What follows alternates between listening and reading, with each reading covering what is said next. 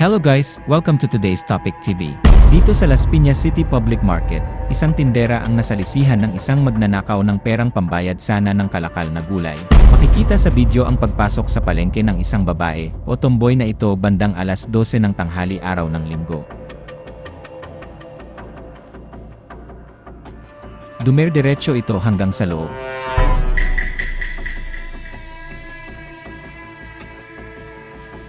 Nagpaikot-ikot muna ito sa loob at naghahanap ng kanyang mabibiktima hanggang sa makarating siya sa pwesto ng maggugulay.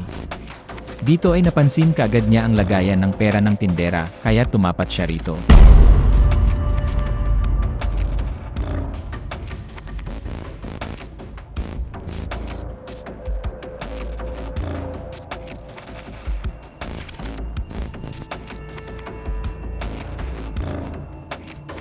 Maya-maya ay nagpabalot na ito ng mga gulay, at isa-isa nitong isinilid sa plastik ang kanyang mga napili, at lumingon muna ito sa kanyang likuran para siguraduhing walang nakatingin sa kanya, na mukhang may binabalak na hindi maganda. Habang nagbabalot ang tindera, ay panay naman ang titig niya sa lagayan ng pera.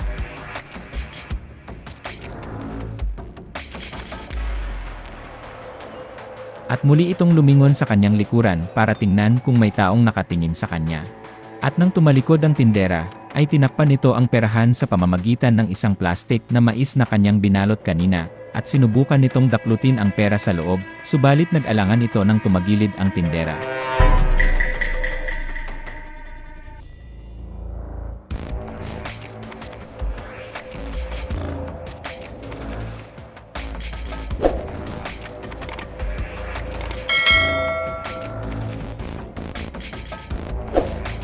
Umalis muna ito saglit para tumingin sa bandang unahan ng ibang paninda, at bumalik din saglit.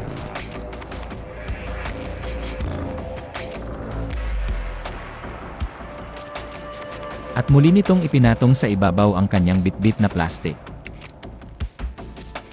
At nag-alok pa ng nag-alok ang tindera ng iba pang gulay sa kanya, na kanya namang sinang-ayunan, at habang abala ang tindera sa pagbabalot, pansinin ang kamay ni Mickey Mouse. Habang nakatakip ang plastik na hawak niya, ipinasok naman nito ang kanyang kamay sa perahan.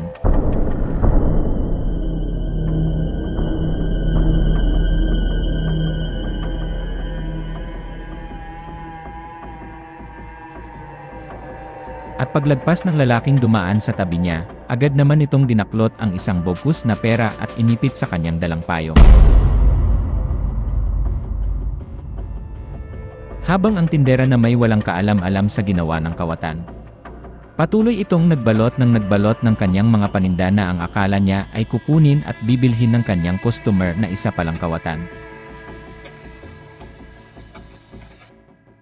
Hanggang sa nagpaalam na ang kawatan na may bibilhin lang at babalikan na lang ang kanyang mga order na gulay.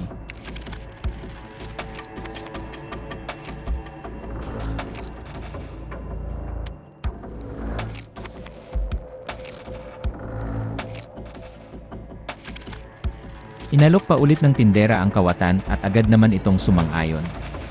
Bakas mo ang kasiyahan sa mukha ng tindera sa pag-aakalang marami siyang benta sa araw na ito.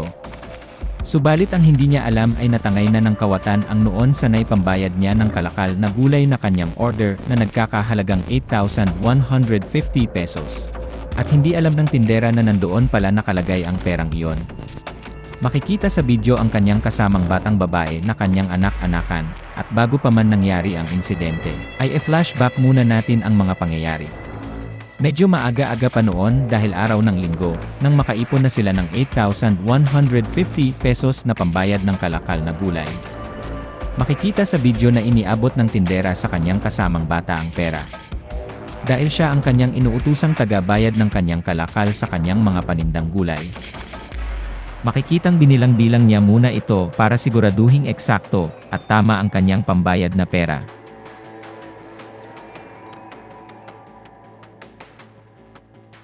Kumuha siya ng papel para ibalot ito at pagkatapos ay tinalian niya ito ng goma. Sa kanya inihulog sa perahan na hindi alam ng tindera na doon pala niya linagay ang pambayad na inabot niya sa bata. Hanggang sa nakalimutan na ng bata ang binalot niyang pera, at umaalis-alis pa naman ito pag inuutusan siya. hanggang sa dumating na nga itong si Mickey Mouse at nangyari na ang di inaasahan. May kung ilang minuto na ang nakalilipas pagkatapos ng insidente. Nang maalala ng tindera ang perang ipinatabi niya, at itinanong nito sa bata kung saan na ang pambayad ng gulay. Sabi naman ng bata na inilagay niya ito sa perahan, at dito na nila natuklasan na wala na ang perang pambayad, at dahil hindi na nga bumalik ang customer nila kanina kaya't yun kaagad ang kanilang suspetsa. Dito na nataranta ang tindera at kaagad na pina-review sa CCTV ang mga pangyayari. Sa ganitong sitwasyon ay mahirap mong malaman o mahuli sa CCTV ang ganitong galawan ng mga kawatan, na pasimple lang at mabilisan kung tumira. Kahit nakamonitor ka pa, dahil segundo lang ay maaring nanakawan ka na at dahil sa dami ng customer sa loob ng palengke, at meron din itong 32 camera sa bawat section at pasilyo. Kaya't mahirap talaga itong bantayan. Marami naman ang mga kawatang nahuhuli dahil sa ito'y bumabalik at base sa kanilang pagkakakilanlan at kuha sa CCTV. Pero mas magandang gawin ay ingatan ang inyong mga mahahalagang bagay lalo na't ang pera. Huwag maglalagay sa mas madaling makita o maabot ng mga kawatan. Gumamit ng money bag at shoulder bag na maaari mong paglagyan ng iyong cellphone at pera. Huwag mag-iwan o basta magpapatong ng inyong mga bag sa kung saan-saan. Mas maiging suot ito lagi para mas safe. Minsan kaya tayo nananakawan ay dahil na rin sa ating kapabayaan. Dapat ay lagi tayong mag-iingat, maging alerto at alisto para makaiwas sa mga kawatang ito.